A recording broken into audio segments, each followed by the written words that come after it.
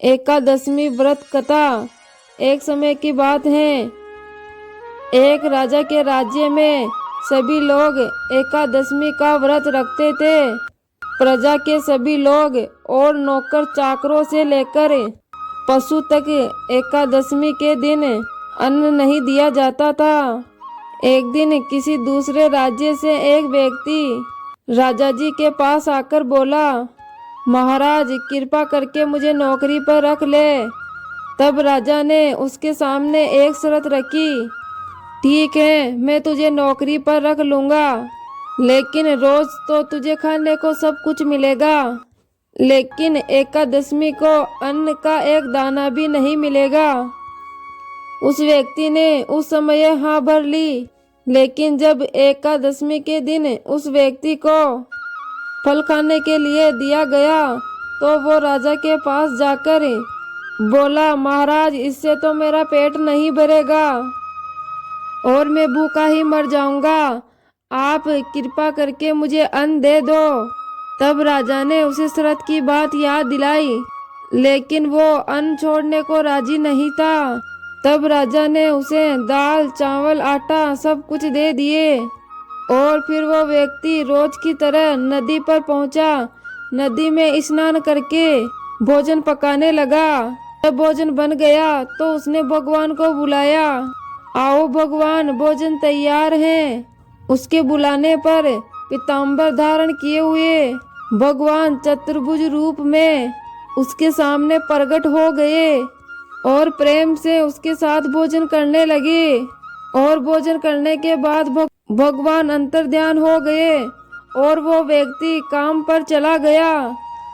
15 दिन बाद अगली एकादशमी को वो राजा से कहने लगा, महाराज मुझे दुगना सामान दीजिए, उस दिन तो मैं भूखा ही रह गया।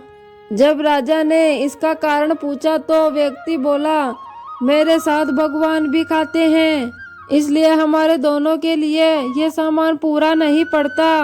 यह बात सुनकर राजा को बहुत आश्चर्य हुआ। राजा बोला, मैं नहीं मान सकता कि भगवान तुम्हारे साथ खाते हैं। मैं तो इतना व्रत रखता हूँ, इतनी पूजा करता हूँ, लेकिन भगवान ने कभी मुझे दर्शन नहीं दिया। राजा की बात सुनकर वो बोला, महाराज आपको यदि मुझ पर विश्वास नहीं हो तो आप स्वयं मेरे साथ चलकर देख लो। राजा एक पेड़ के पीछे छुपकर बैठ गया। उस व्यक्ति ने भोजन बनाया और शाम तक भगवान को पुकारता रहा, परंतु उस दिन भगवान नहीं आए। अंत में उस व्यक्ति ने कहा, यदि भगवान आप नहीं आए तो मैं इस नदी में कूदकर अपना प्राण दे दूंगा। लेकिन फिर भी भगवान नहीं आए। जब वो प्राण त्यागने के उद्देश्य से नदी की तरफ बढ़ा और प्राण त्यागने का उसका दृढ़ इरादा जानकर तो भगवान शीघ्र ही प्रकट हो गए और भगवान ने उसे रोक लिया और उसके साथ बैठकर भोजन करने लगे।